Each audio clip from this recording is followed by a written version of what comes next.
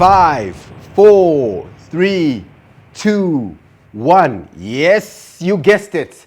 The off-season is just about to come to an end. And of course, this particular weekend, the top leagues in as far as football return to your screens. And of course, the likes of the English Premiership, the Spanish La Liga, and of course, yours truly, the MTN Fast Super League, for all those who love local football, is making a return to your screens. And I'm super excited because the off-season saw a lot of players making moves from one club to another. If you're an Arsenal fan, obviously, you are super excited about Victor Gyökeres, who's made the switch from Sporting Lisbon in Portugal to the Gunners. And of course, if you're a Manchester United supporter, then obviously Sesko is one that has really intrigued us during the course of this transfer window. On the local scene, you've seen so many players move from different clubs.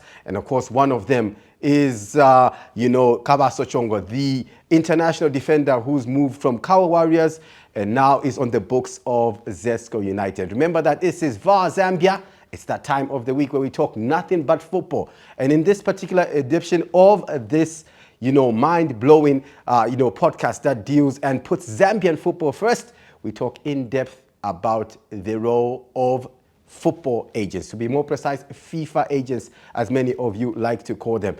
And of course, on this particular show, we are privileged to speak to one of the leading football agents in the country in the name of Barry Mutapa. He'll be running us through the different intricacies in as far as what it takes to move a player from one club to another, especially in this transfer window.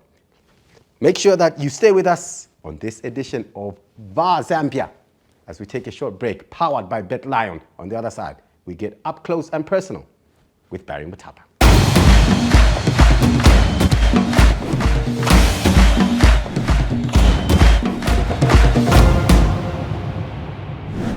Keep the ball rolling. We keep it rolling right here on VAR Zambia. Still with me and Chips, of course, even as we dive into our topic for this particular week, which is, of course, finding out in terms of understanding the role of a FIFA agent, and diving even into issues of age fixing in Zambian football. How prevalent is that? Is that a myth, or perhaps it has some level of truth to it? To dive into that and much more, with us here, a football player agent, none other than Mr. Barry Mutapa. Good morning, and how are you doing? I'm okay, Mark. Good morning, viewers, and good morning, panelists.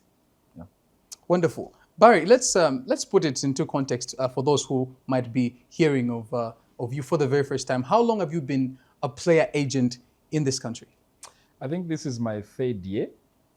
It's my third year being a football agent. Basically, it just started like a joke. Most of these, I'm a football fan and I love football. I was helping footballers for some time, welfare, basically, where you would assist the player, you advise the player what they need to do. And eventually, some players started saying, boss, there's this opportunity that they have introduced. At that time, it was called intermediary. So Football Association will advertise a certain advert in the newspaper. So just look out for it. And then because of my background, because I'm an accountant by profession, so I've studied management. So they said, you can be a best person, but they will advertise, and then they will do interviews.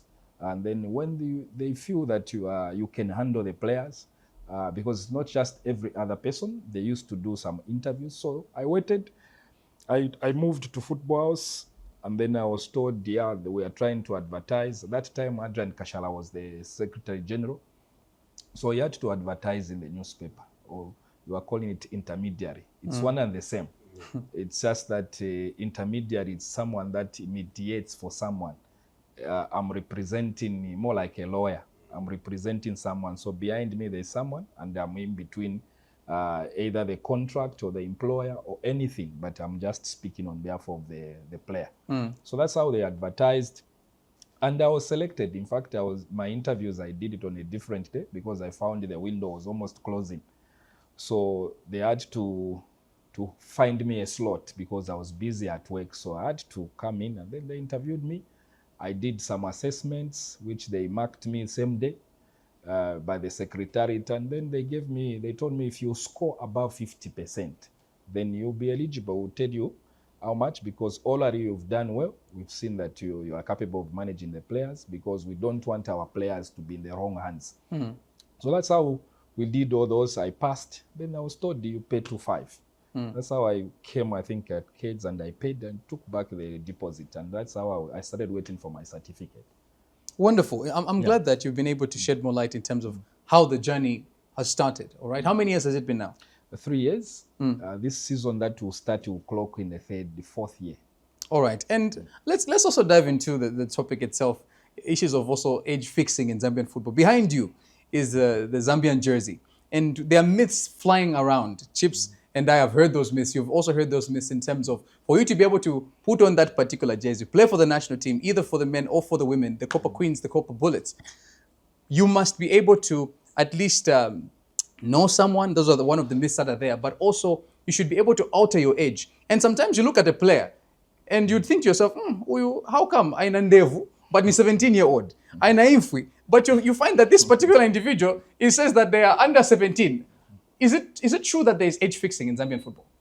I wouldn't call it age fixing. I think age cheating is the best term.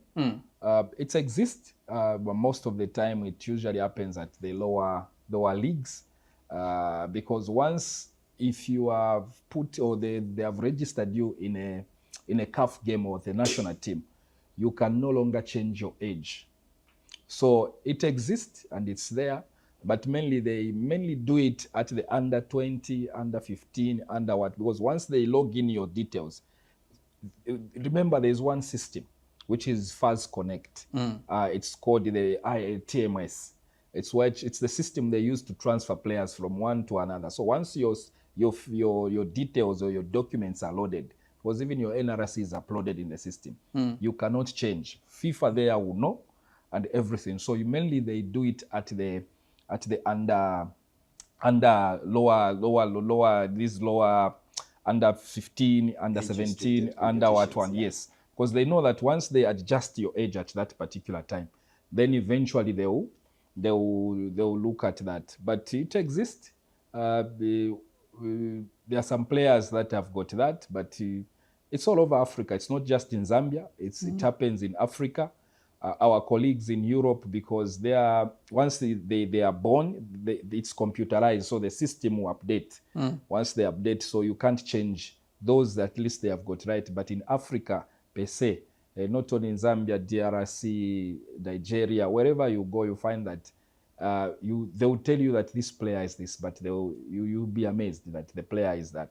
What I think that is advisable is not to cheat a lot, maybe 10 years, 15 years gap. So you're saying that somehow it's the norm. It's the norm. And even as an agent, Barry, I also want to find out what you're also doing to ensure that at least that particular aspect of age cheating is also not also prevalent, because like you've mentioned, you find that maybe an individual has got 10 years reduction, and the performance will be able to show.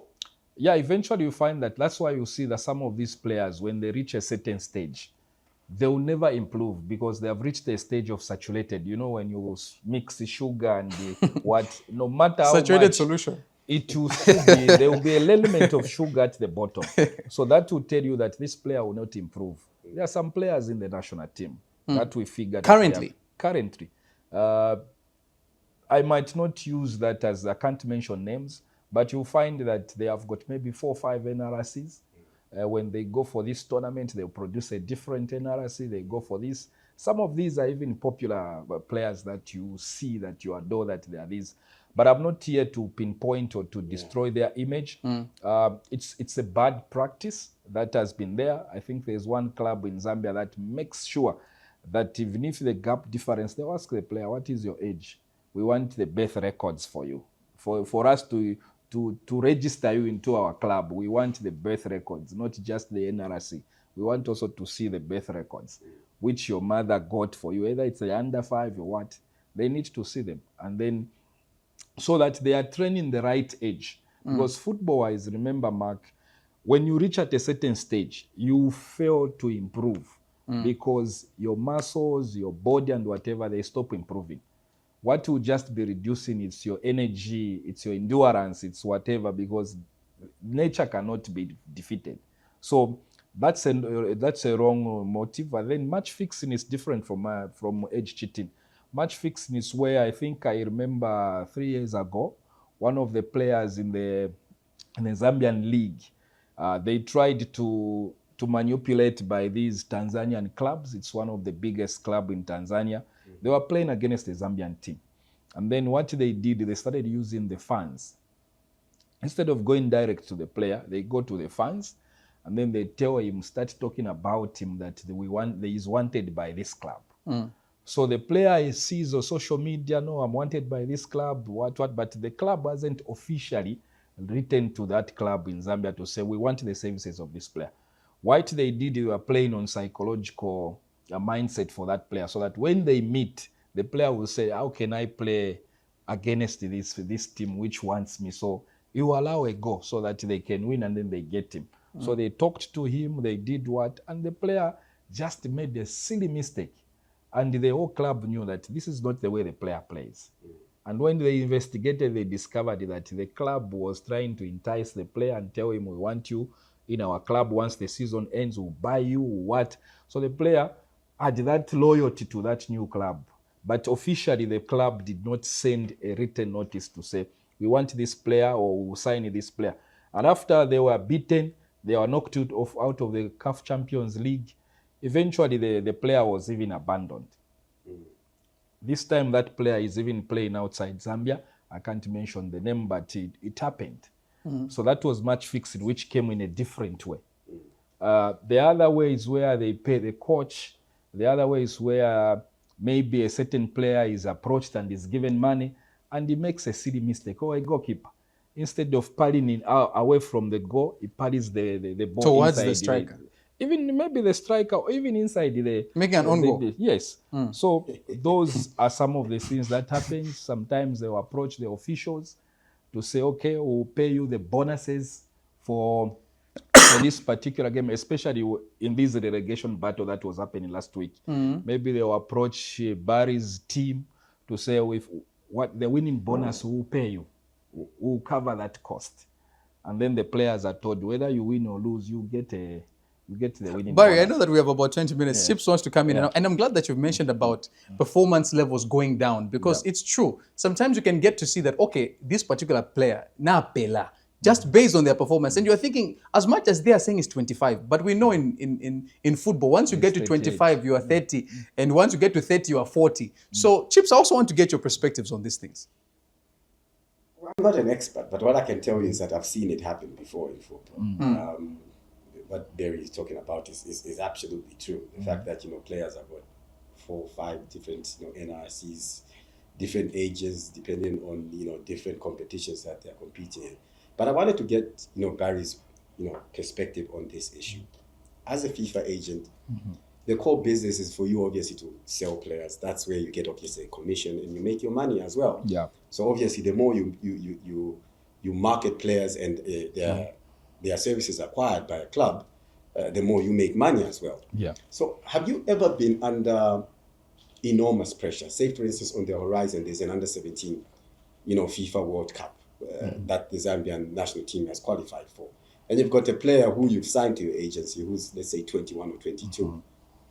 And you know that there's a good opportunity if I reduce his age or convince him to reduce his age, he might, go and play for the Zambian national team and make the grade where a lot of scouts of these international clubs can see him. Have you ever been put under that sort of pressure, and have you ever buckled under this pressure? I think there are some players that have approached me on that issue where they were saying, you see the potential in a player, but they'll tell you that the player maybe is 24 years or 23, and you find that the player is 23, in Europe at the moment, they will think that he's at the age, he has reached the stage of playing for the national team, even in the Premier League, because that's the stage that the player has passed through the developmental process. It's That's up right. to 21, 23. After that, he needs to start playing for the senior team, or the under 20 or under 13 or under whatever for their national team.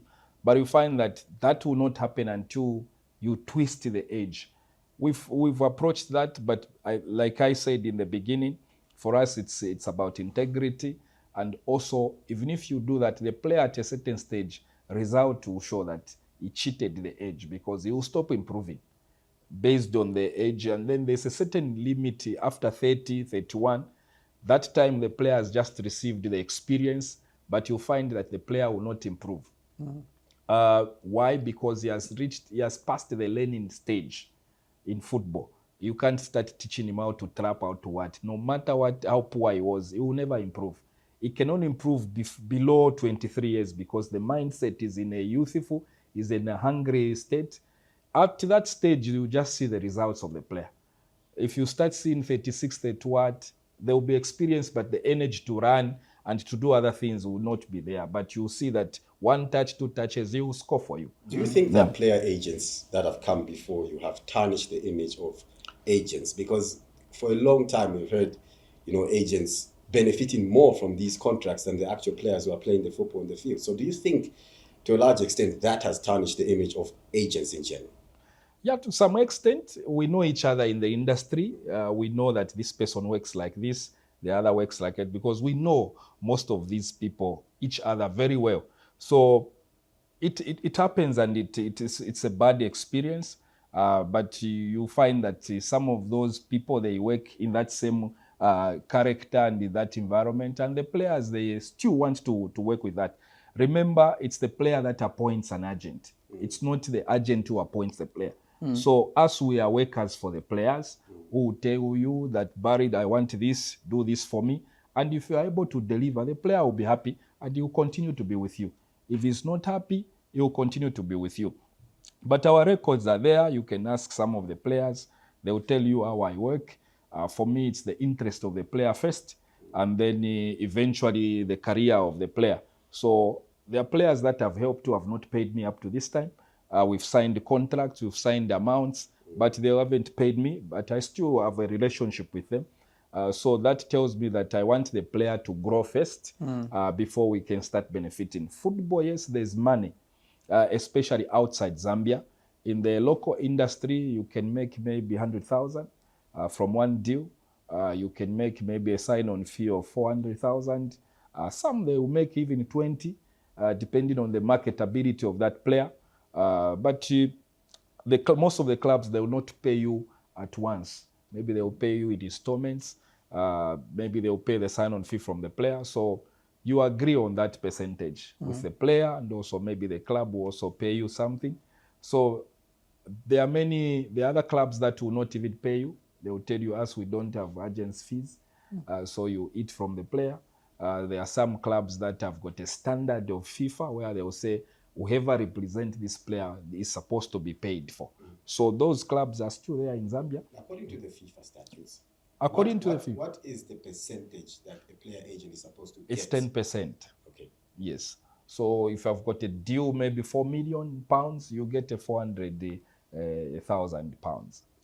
Yeah, but also the player would want to say, okay, that the club has paid you, but I want to appreciate from you. So you can agree with the player and also with the club. What happens with, I know that's standard in terms of, the amount that he's going to get, but there are other, clauses in the contract. For instance, I know that Neymar, apart from the money that he was getting when he was playing in Saudi Arabia for Al Hilal, for instance, there's a clause of him getting 500,000 $500,000 for every single tweet he talks about, encouraging people to visit, Saudi Arabia as a tourism destination. How much do you get from that? Or is it you as an agent who negotiates those things? Yeah, so you negotiate the full package. Okay. So those, we call them loyalties. Okay. So it's the rights of the player. You find that Jose Mourinho, they will agree that he will pay you maybe £1 million every month, but they didn't finish on the rights. So the rights are those restrictions that the club will say, okay, for us to put a banner on you, for us to use maybe your face, your image, right? or even your image, just to, after the game, for us to, you stand and speak to the media, explain how the match was. They're supposed to pay you maybe If it's a 2 minutes, they will pay you maybe $500. So those are rights. So you negotiate a package in a certain way. Are you also aware that in Europe, there are minutes that the player may play? For example, if the player plays for 15 minutes, they will say every minute that player features for our team, we'll pay him, for example, $100. If the player plays maybe $1 per minute, if he plays 90 minutes, the player will get $90 per game. So you have many bonuses that you can agree. Then if they win the cup, they will pay maybe $1,500 per cup. If they go to the next stage, the player will be paid that. So that full package, when you add it together, it comes maybe to 4 million. Then you charge a 10% on it. Fashion Sakala went viral with one of his, social media, videos, stating that if you don't play for, if you're not a player registered with a FIFA agent by the name of Nair Karin, I think we can mention that in public domain because it's already out there. Yeah. Your chances dwindle in terms of you representing the national team. Is this true? Does it matter which agent, you're represented by in terms of enhancing your chances of playing for the national team, for instance? I think basically because Avram Grant works with Karin, and not only that, you find that he's the one that selects the final team. So if you are not aligned to that, that is yet to be investigated and to validate that it's true. But there's smoke on the mountain because most of the players were mentioned in the names. So basically that they were mentioned in the names, it gives that confidence that these players have been in this situation.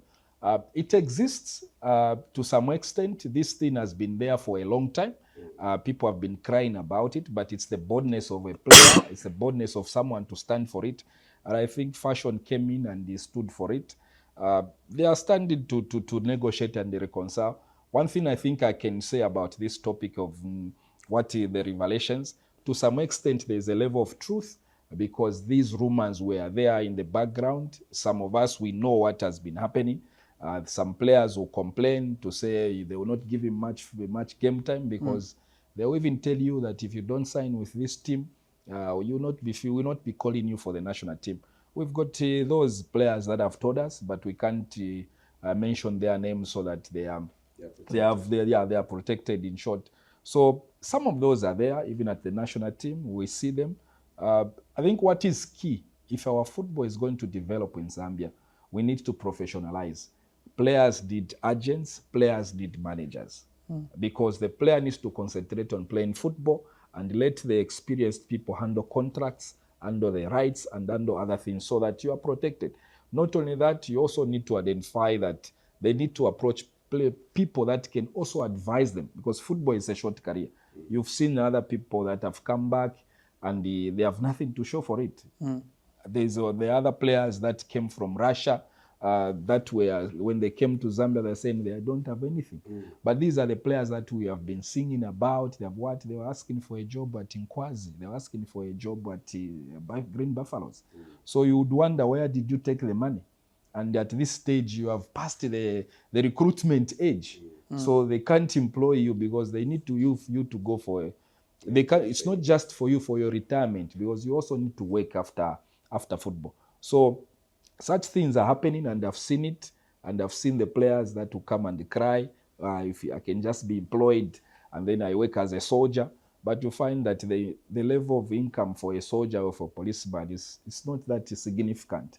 So that player, if he's employed as a soldier or as a policeman, will they be committed with the monies they were getting outside?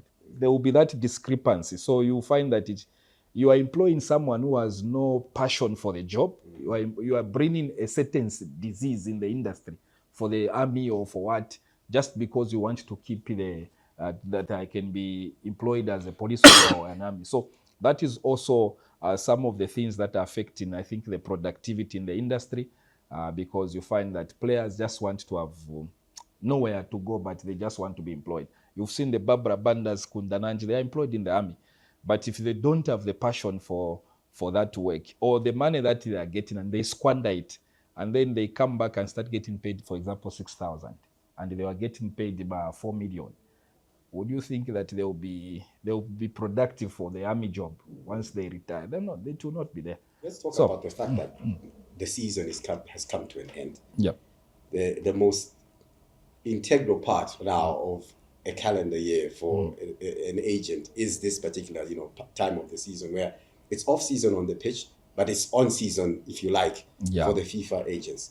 Walk us through the process of, first and foremost, the club contacts you about the player that you're representing. What's the process from that initial contact by that club and you ultimately finishing, the process and that player signing for the other club? Okay. So basically, there are many types of ways that the club may contact you. Sometimes they'll contact the player direct, which is maybe the coach, for example, for Power Dynamos, who contact a player that I manage to say, I want you to come to my team. Because the process of acquiring a player, the coach must convince the player to say, you fit into my philosophy of play, you fit into my tactics, and I want you to be part of my team. When you come, either I'll build the team around you or I'll play you in your best position. Because some of these players, you find that maybe at Zanaco or at Zesco, at Red Arrows, or whichever team they are playing may be in a different position because they are trying to accommodate other players. So the coach will say, I see you to be a potential number 10 for me. You are good when you are playing as a number 10, but I want to play you as a number 10. But maybe that player plays as number 7 or number 8 or number 6. So you've convinced the player, first of all, to say, I want you. For me, I don't do a deal until I talk to the coach. Are you convincing that the player will fit into your tactics? Because the coach must buy the player that must fit into his tactics, not just for the sake of he's a good player, he has a name, but he will fail to fit maybe in 4-3-3 formation. What's your advice to, let's say... Let me finish first the process. Let's use the case study of Patson Daka, for instance. He's not playing. What would your advice be to 12 management who are currently his agents? Because he's not playing at Leicester City. For me, I think why Patson has failed to move is because of the money that he's getting. If he was to move at this particular stage, because remember, Patson Daka, the market value has dropped. He has not been having game time. The image about him, most of the fans at Leicester have been criticizing him. So that is a bad image. And he was getting about 75,000 pounds per week. So that gives you about 300,000 per month.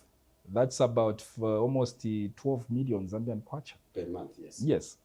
So basically, that is a problem for him. So if he moves to another club, definitely that club would demand for him to reduce the wages, because he will not get the 75 that he's getting right now. You have Maybe to downgrade. get 20 or 30 or 40,000 per week, because the market value has dropped. Also, his age has dropped. And also, if you look at the statistics, just dropped. So like I was explaining, the coach will convince the player. Then once the coach convinces the player and the player says, okay, you contact me, Barry, there's this club that has called me. Sometimes the coaches, they know, or the player will say, talk to my manager or talk to my agent. And then they'll call me direct to say, we want your player. We've talked to him. Have you talked? And then I organize the meeting between the coach and the player. Then they communicate either virtually or by conference call. And then when he convinces the coach, the player, we said, okay, it's a good project. We also look at the contract terms, where is coming from the player. I cannot move a player, for example, if they say they are willing to pay, and then the player still has a running contract. So we look at those terms. How is he supposed to be moved from one club? Because you also don't want to destroy the relationship with a club where the player is sitting. He just played one hour or 1 month, then you move him and try to terminate maybe for free transfer. That club also must benefit financially. So the club, then the coach will talk to his executive, who are these secretaries, the technical team. Then they will say, okay, we want to negotiate. They will set a date. Okay, when will you be free, Barry? We want to talk to you. But then you tell them, okay, let's meet on Friday. If I'm unable to go there physically, we'll have a virtual meeting through Zoom. Then we'll discuss. They will have their panel. As you conclude. I have my panel, yes. Then after that, when you agree the terms, you tell the player, this is how much they have agreed. Yes, first of all, the player will tell you, I want maybe 1,000 per month. And then you tell them, the player wants this much. Can you meet him? Okay, you fight, maybe you get a 1.5, which is a plus. Then you tell a player, if I get 1.5, how much will you pay me? You are telling me 1p. Then you fight for a 1.5. If you negotiate for 1.5, it's successful, then you move forward. Then they will now prepare the contracts. They'll call the player to go for medical. Once he passes, that's the next stage. You can agree these terms, but once the player fails the medical, the deal is not complete. So the player will go for medical. There are times that I'll take the player physically, or the executive for that team will take physically. And then once the medicines are out, they find that everything is okay, then the player is invited to sign the contract. Barry, time is not with us, and it's very interesting to find out what also takes place, especially from the aspect of an agent. I feel like that's something that very few people talk about. But even as we conclude, we have about a minute. And even as you gave your concluding remarks, I think we have to end with the elephant in the room.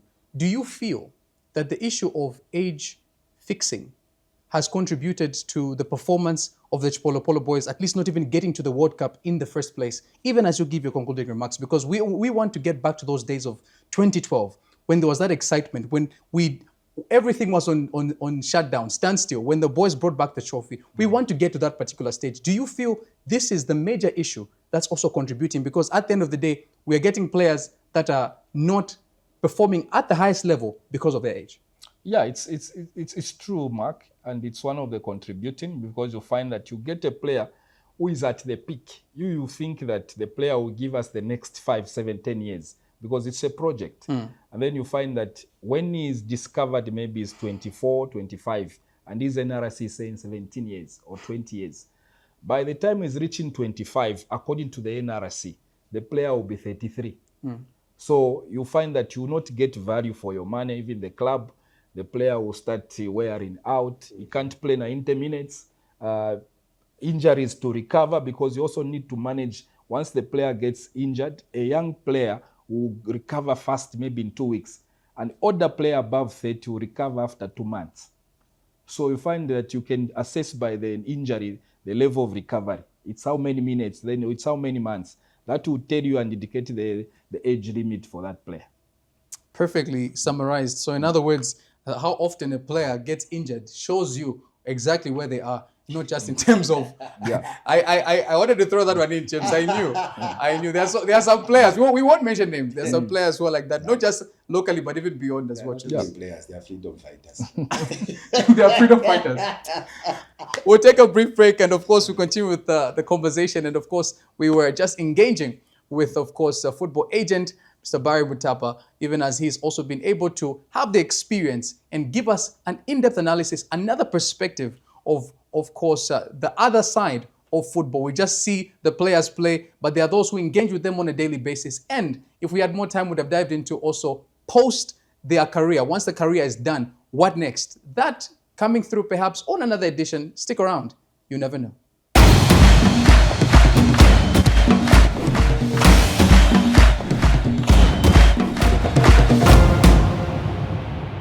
Thank you so much for staying with us. That was such a lovely, lovely, lovely discussion, going in depth alongside my partner in crime, John Mark Lukonde, talking to Barry Mutapa. Special thanks to the best FIFA agent in as far as Zambia is concerned. Moving players from one club to another is indeed an integral part of the beautiful game. It's not just about them inflating figures for their own benefit, but also ensuring that they have the interest of the players at heart.